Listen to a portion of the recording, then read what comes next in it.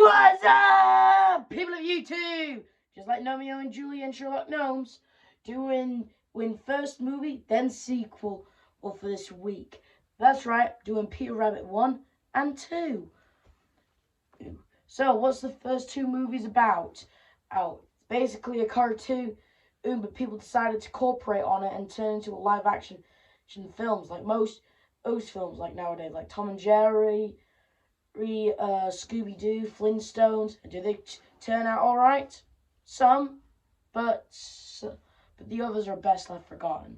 Whatever. But this movie, I have a soft spot for. What is the first Peter Rabbit movie all about?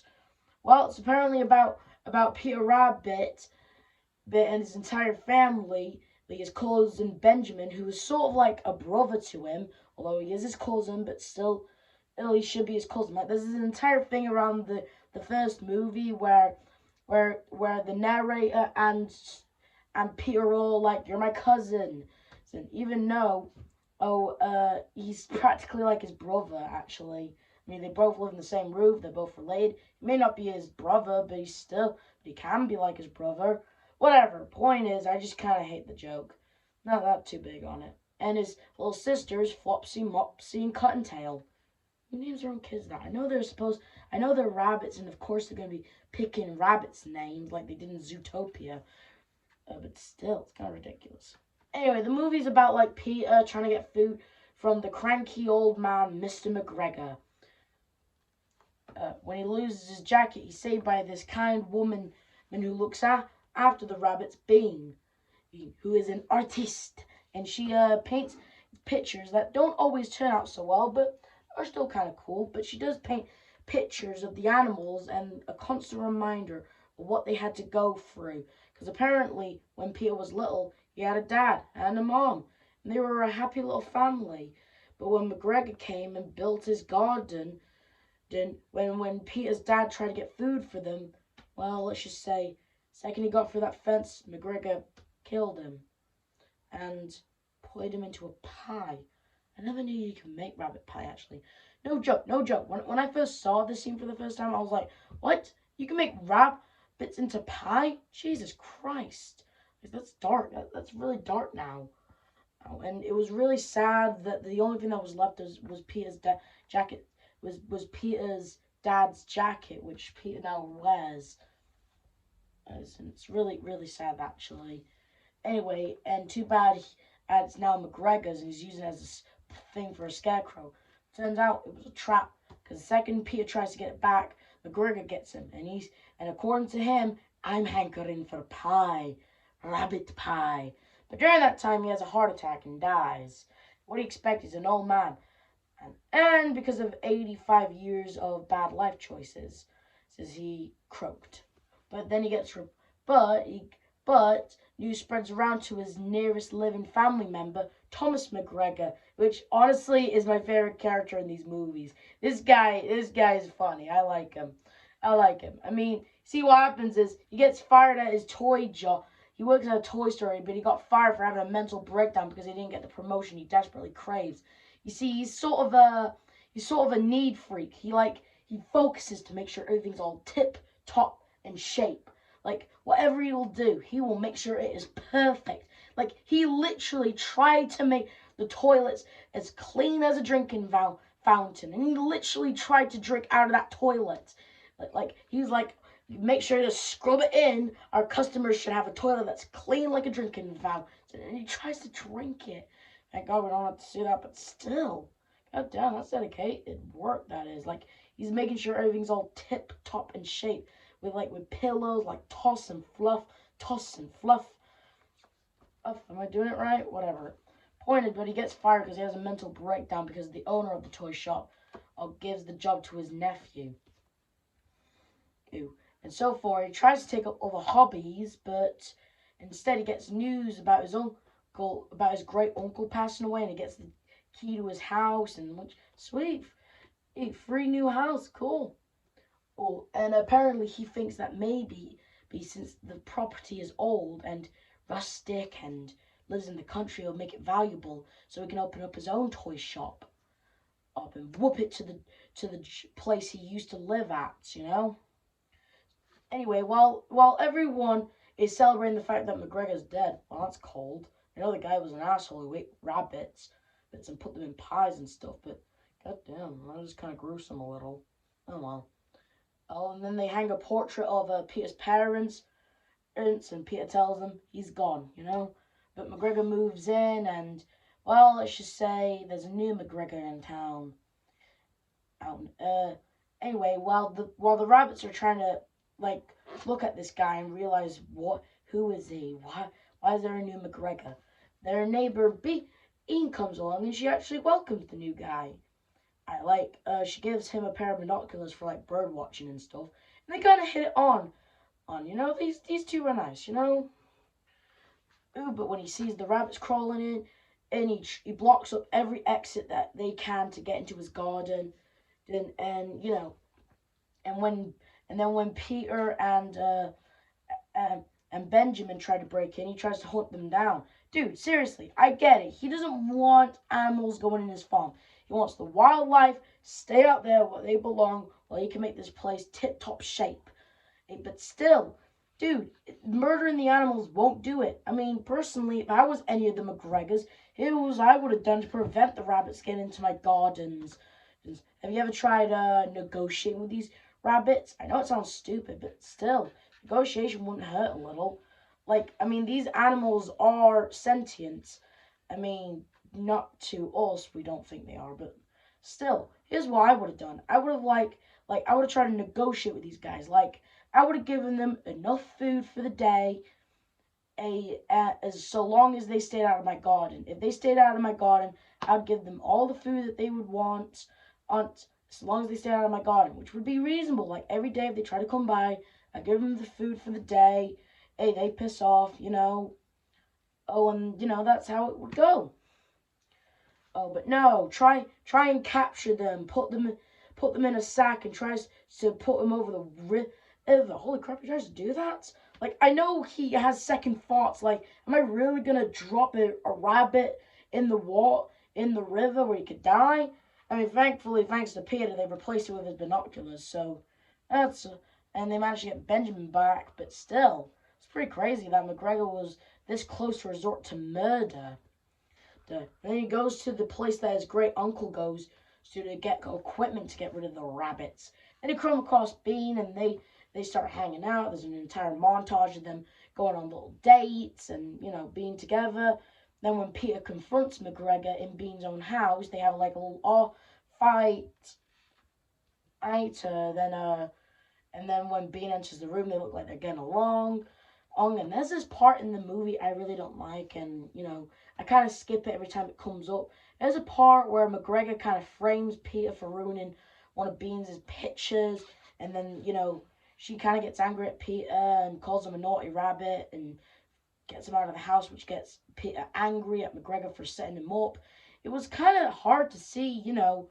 I mean, I don't like it when people get framed for stuff they don't do, and apparently they don't get, and it never comes back. Like, it literally never comes back. Like, Thomas doesn't own up for it and apologizes to framing Peter for what happened. No, he literally, like, it never comes up again, and it kind of bothers me. And, you know, I don't like that scene, so I just skip it.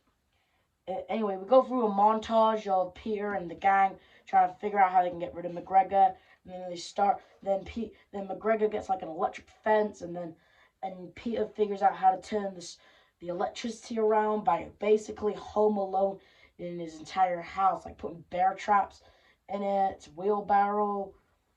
Oh, point is, this guy was crazy. Like, he literally fell off the top of his house. He could have been dead. He could have died, but no, he comes back.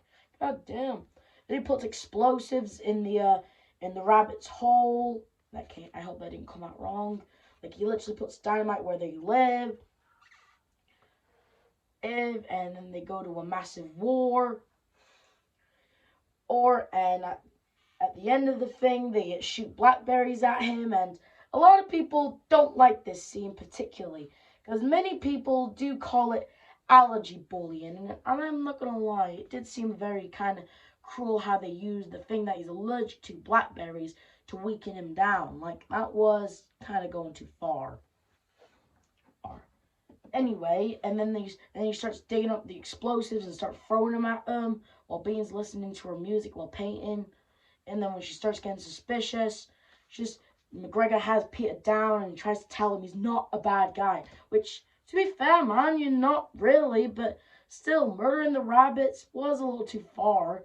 I mean, yes, they did Home Alone your house first, but maybe things would have been a lot different if you didn't try to murder Benjamin on your first day in the country. Maybe things would have gone a little better, am I right? All I'm saying is, maybe if you don't fight, maybe they won't fight back. That's all I'm saying.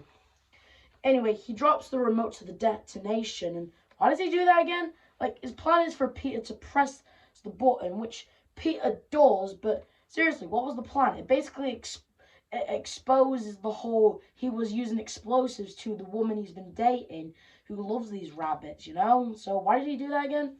Whatever, when the bombs got set off, the tree kind of got destroyed a little, and kind of wrecked into Bean's house, where they kind of break up and kind of go their separate ways. Thomas is offered his job back and he accepts. Bean decides to give up painting and move back to the country with her mother, while Peter owns up to his mistakes and tries to get the old McGregor back, so that will fix everything. Him and his cousin Benjamin, and why does Benjamin go along with everything Peter does? Because that's his character flaw. Peter's character flaw is that he's got to do stuff that's stupid and reckless, and Benjamin has to go along with it because that's their character flaw. Whatever. While Bean's trying to go, Mopsy, Flopsy, and Cottontail try sabotaging it, which does work. Anyway, when Peter manages to get to McGregor's place of work, they do manage to convince him to go back, which apparently they can talk to him now. Like, it's never really addressed in these franchises how Peter, the rabbit, is talking to the humans. Like, they say it's because on the inside that's what their heart is telling them, but still, in all honesty, it just kind of gets all lazy, right? And anyway, Peter convinces Thomas to go back, and Bean and Thomas kind of talk each other. She kind of flips out on him. She kind of yells at Thomas, saying that he's a rabbit. He doesn't know any better, because about the whole detonation stuff. Earlier in the movie, during the time when Thomas framed Peter for ruining her picture, she instantly turns on Peter and calls him a naughty rabbit. Literally, I think it's kind of hypocritical that she defends for Peter, saying that he's a rabbit, he doesn't know any better, unless it involves her paintings. I do think it's kind of hypocritical of her. Whatever. Point is, Peter kind of apologizes to Bean for what exactly? I kind of forgot. Whatever. They do this cute little thing that apparently rabbits do, where they put their heads together. That apparently means apologies, which I honestly think is kind of sweet.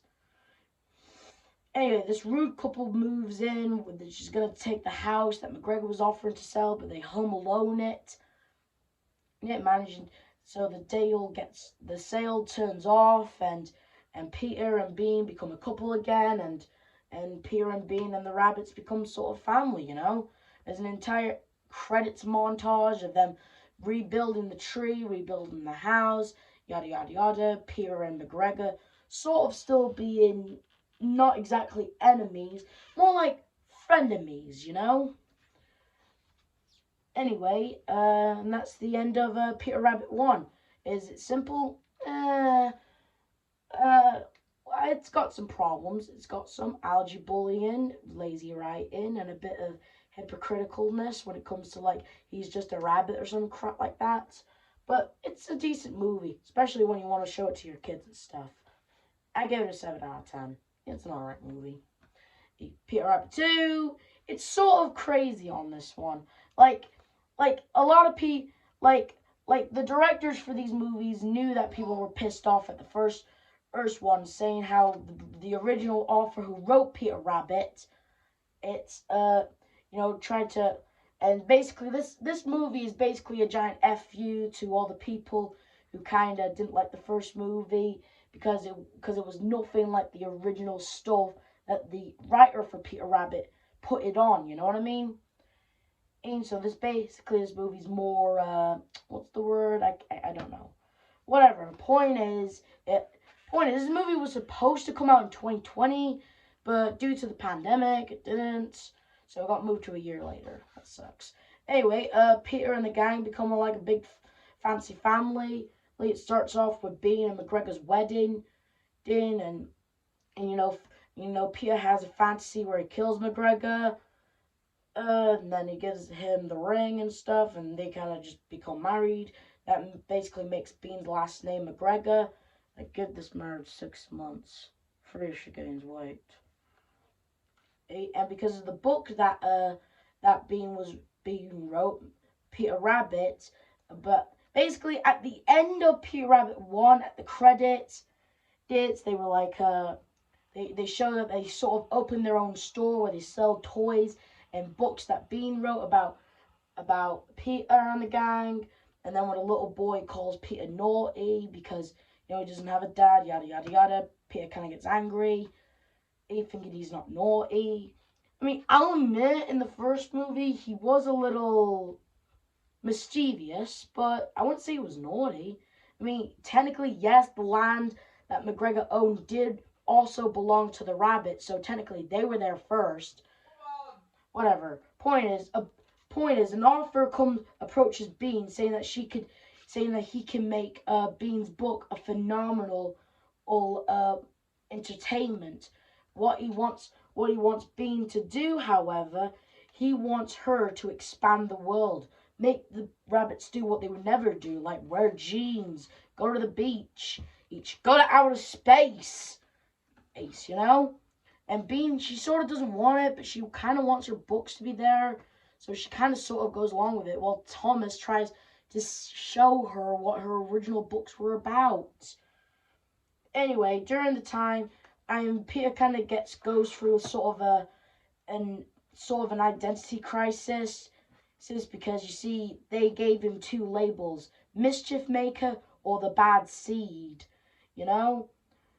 They make him look like he's some sort of villain. And it was kind of makes Peter sad, and so he sort of goes on an existential crisis where he meets up with an old rabbit who he claims was Peter's dad's friend.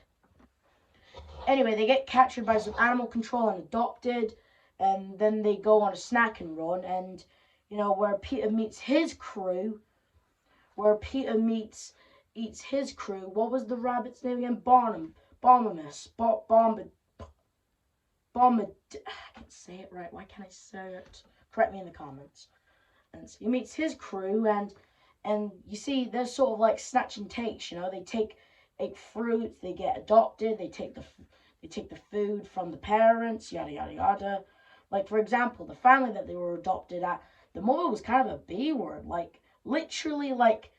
She literally let her child adopt these rabbits, saying that, oh, don't touch them, they have to play, they don't have emotions, and when she thinks her husband comes home, she's all like, Nigel, help me get rid of these disgusting rodents before the children come home. Like, lady, why the hell did you adopt these rabbits? It's for your children if you were just gonna, get rid of them. And what are you gonna say to your children when you do get rid of them? That they ran away or something? Seriously, what the hell, lady? She was a real B word. Whatever. Point is, Barnabas tries to comfort Peter, make him feel like he's the father Peter needs. While he's also planning to tell Peter about the crew, because they're planning a big heist where Peter and the gang won't need Bean or McGregor to feed them anymore because they can feed themselves. Because they were planning on doing the first and biggest farmers market heist ever, where apparently the thing was simple. You see, the deal was they had to get the dry fruit. Once they get the dry fruit, they can feed themselves forever. Because apparently it's untraceable, lasts forever, and it's like, I don't know. Point is, I had dried fruit before. I never knew that was a food. Huh, how ironic, actually. In the first movie, I never knew rabbit pies were a thing. And in this movie, I never knew dried fruit was a thing. Would you look at that? Peter Rabbit's introducing me to new food things I never knew before. Whatever. Point is, it kind of goes wrong because apparently Thomas was at the thing, and because of Peter's little heist, he kind of f's up his tomatoes. His friends kind of get captured, taken to a pet shop, and adopted all around England. And while McGregor gets Bean, and Bean realizes what the hell she'd done, so she quits the whole trying to expand the world. And Nigel's all like, "Your books will never survive without me. This will be the last of anyone ever heard of Peter Rabbit." And she's all like, "Well, I guess I'll take my chances." Because, yeah. And then they go on a crazy montage where going on sets and locations. Basically stuff Bean didn't want on in her story. How crazy is that? My favorite part in the montage is when they're trying to get the deer guy. And then when McGregor steps in the room, he sees a stuffed deer head. He's like, "No! Ah, we're too late!" Ah!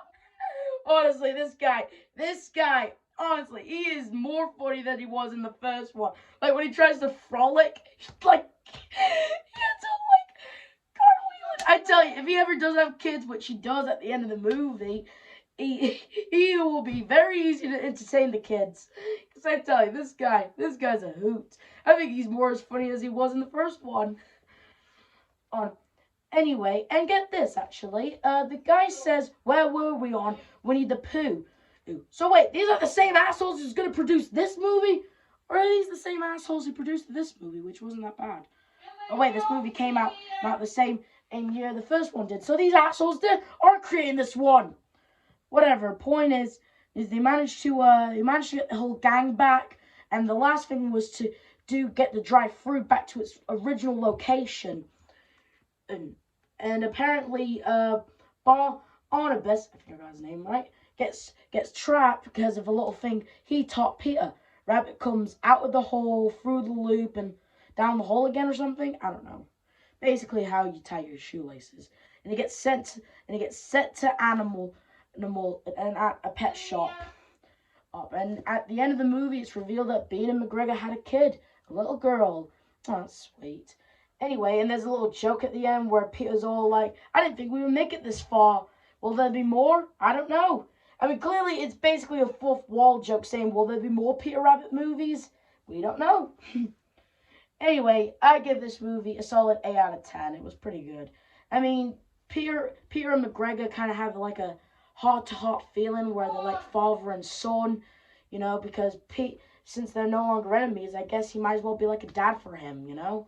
And I think it kind of works, actually, even though he did try to kill him in the first one. Oh, well. Oh, there's Paul. Anyway, these are good franchises. Sure, they have their problems. I'll give them that. I mean, this one's more loony than Earth-grounded, actually. I'm not going to lie. But it's still, all in all, a decent franchise. This review shout-out goes to Peter Rabbit, the channel where you can watch their videos and stuff. Oh, and sorry, that's my food coming. See you guys later. Bye!